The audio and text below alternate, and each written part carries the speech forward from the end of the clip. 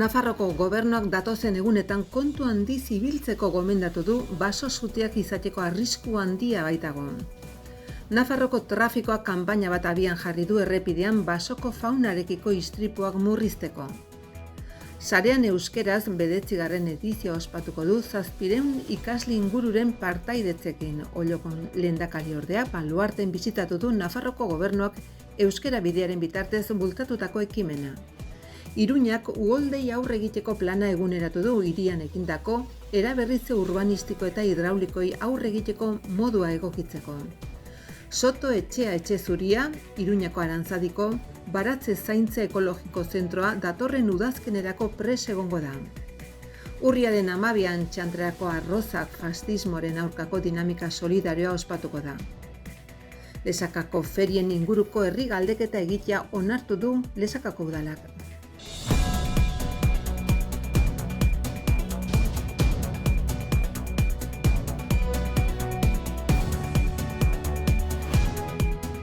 Nafarroko gobernuak barneko zuzendaritza nagusiaren bitartez gogorarazi du kontu handiz ibili behar dela eta datozen egunetan baso suteak sor ditzaken jarduerak saihestu behar direla.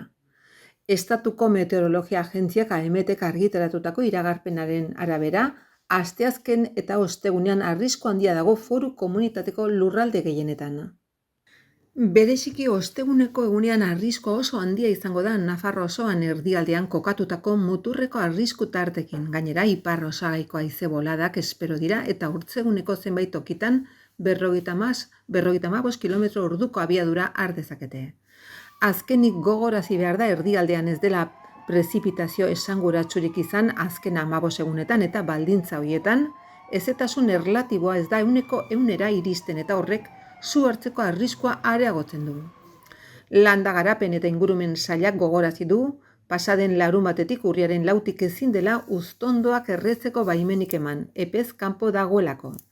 Belar txarrei dagokionez urriaren 1tik aintzinera eremu infestatuetan bakarrik erre daitezke. Erreketa egin ahal izateko ezinbestekoa da laborariak suebaki bat egitea erreko diren eremuen inguruan. Etzanda dauden edo harri jasa duten laboren kasuan, metaketa bidez erreal izango dira beti ere behar bezala perimetratuta.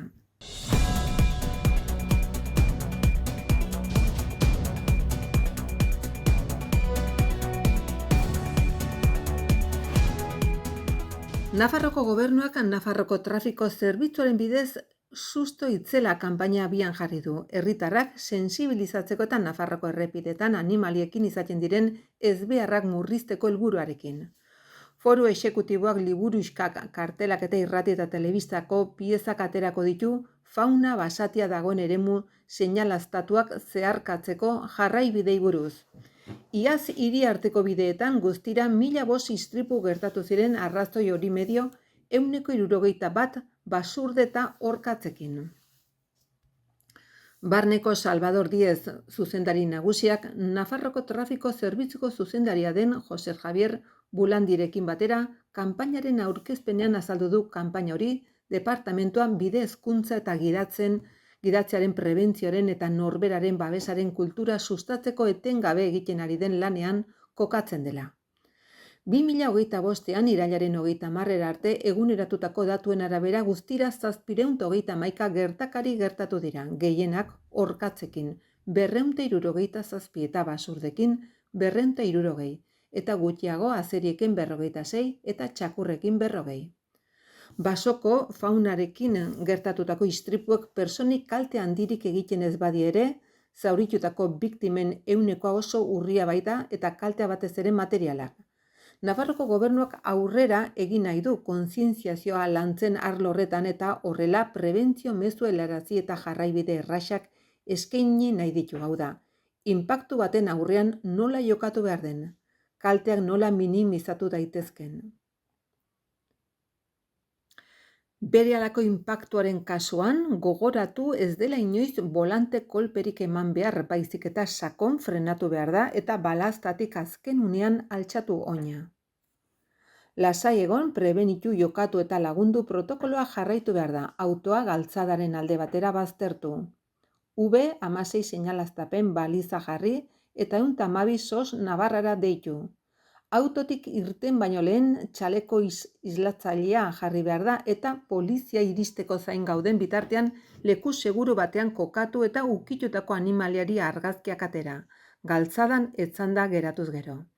Behin istripuaren arreta amaituta, aseguru etxearekin harremanetan jarri behar da ibilgailuaren kalteak jakinarazteko eta erreklamatzeko.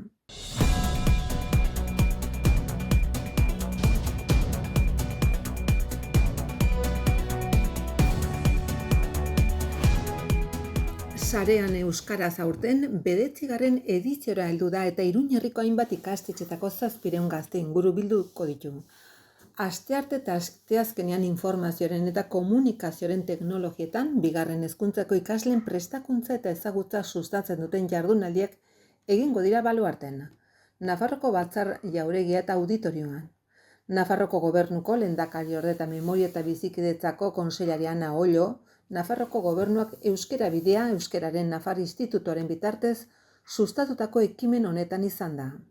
Lagun izan ditu Euskara Bideko zuzendaria Javier Arakama eta erakunde autonomoko lantaldeko kide batzuk.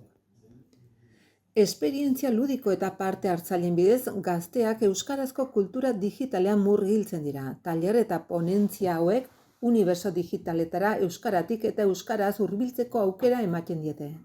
Nabarmendu du Ollo presidenteordeak. Iruñerriko bi jardunaldi horiez gain euskarazko baliabide digitalei buruzko ikastaroak Nafarroko beste udalerri batzuetako gaztelekuetara, kultur zentroetara eta ikastetxetara ere iritsiko dira. Sarean euskaraz programaren 3 ardatz nagusiak gazteak euskara eta teknologi berriak dira. Ollo lehendakariordearen hitzetan, gure lingua nabarrorunak euskarak etorkizun bizia eta etorkizun oparoa izan dezan. Ezinbestekoa da, gazteak kultura digitalean trebatzea, bereziki IKT berrien eta digitalizazio prozesuen garrantzia azkartu egin delako azken urteotan. Proiektu estrategiko honen helburua IKTen eremuan euskararen erabilera sustatzea eta euskarazko kultur digitala ezagutaraztea dira, eta batez ere parte hartzailek ondo pasatzea gazteak teknologi berriez gozatzea eta esperientzi ludiko izatea nahi duten antolatzaileek. Beraz, jardunaldi ludiko divulgatiboa da eta horrelako jardunaldietan ohikoak diren divulgazio edukiak dituen jaialdia.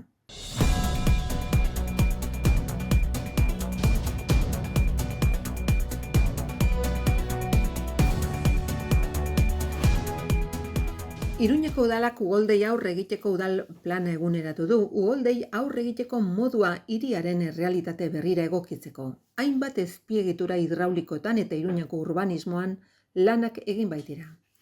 2010koa da plana eta denbora tarte horretan hainbat gunetan egin dira lanak, hala nola, ibai ertzeetan, kolektoreetan eta bide azpiegituretan.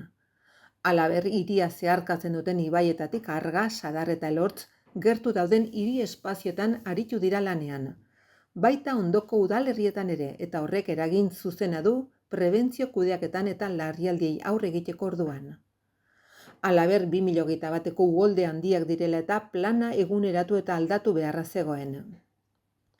Uholdei aurre egiteko udal planak tresna berriak txertatu ditu uholdeak iragartzeko. Adimen artifizialean oinarrituta aukera emanen du alerta egoerak lehenago eta zehaztasun handiagoz aurre ikusteko eta herritarrak jakinaren gainean jartzeko.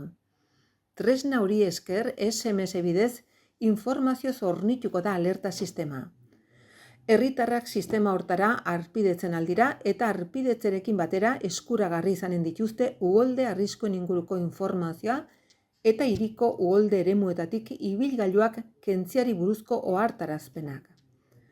Adimen artifizialeko tresna horiez gain kontuan hartuko dira Burlatan Arga ibaiaren urre marian neurtzeko estazioak eta Ilundaingoak ematen dituzten datuak. Azken horrek Sadar eta Elortz ibaien urre maria neurtzen du. Hauek dira uholde arrisku handiena duten Iruñeko auzoak: Arrotzapea, Txantrea, Sanduzelai, Landaben eta Etxabakoitz. Horrez gain, unibertsitate eremuetan ere arriskua dago bai Nafarroko Unibertsitate Publikoan bai Nafarroko Unibertsitatean.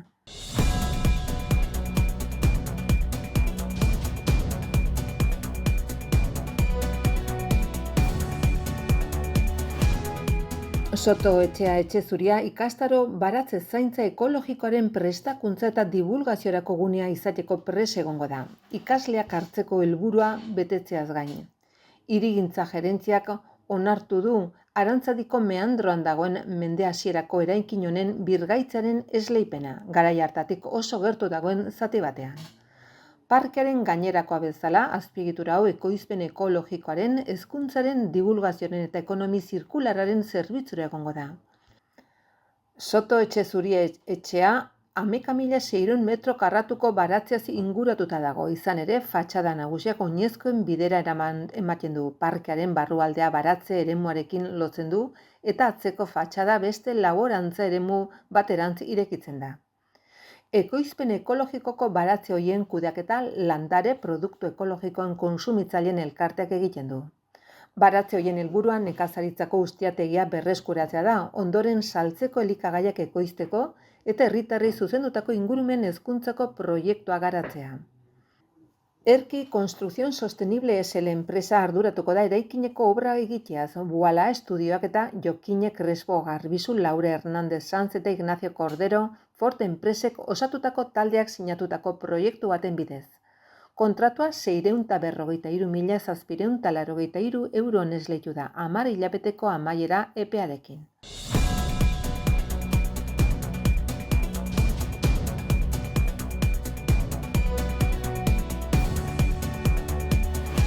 Urriaren 12an Txantreako arrozak fascismoaren aurkako dinamika solidarioa ospatuko da.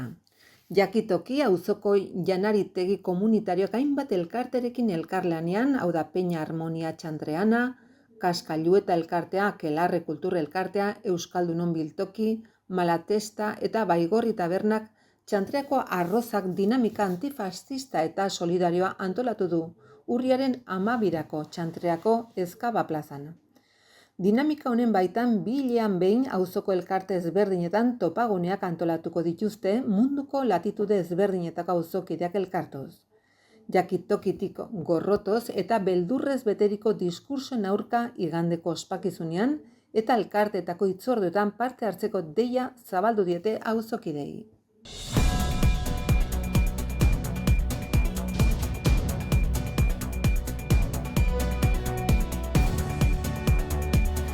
...2025ko martxoan onartutako parte hartze ordenantza eta toki esparroko herri konsultak arautzen dituen foru legearen irizpideak erabiliz, Lesakako udalak herri galdeketa bat eginen du. Lesakako feriak egunik egokienean jartzeko asmoz.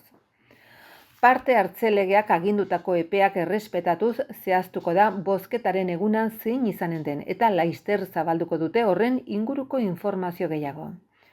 Gogoratu behar da ferietan haziendak plazaratzen dituzten zenbait abeltzainek feria eguna hortzegunean egin beharrean, hortziralera aldatzea eskatu zutela udan hasieran egindako agerraldian, eta duela astebete irailaren 29an gaia jorratzeko besta batzorde ere batzartu zela Lesakako herriko etxean.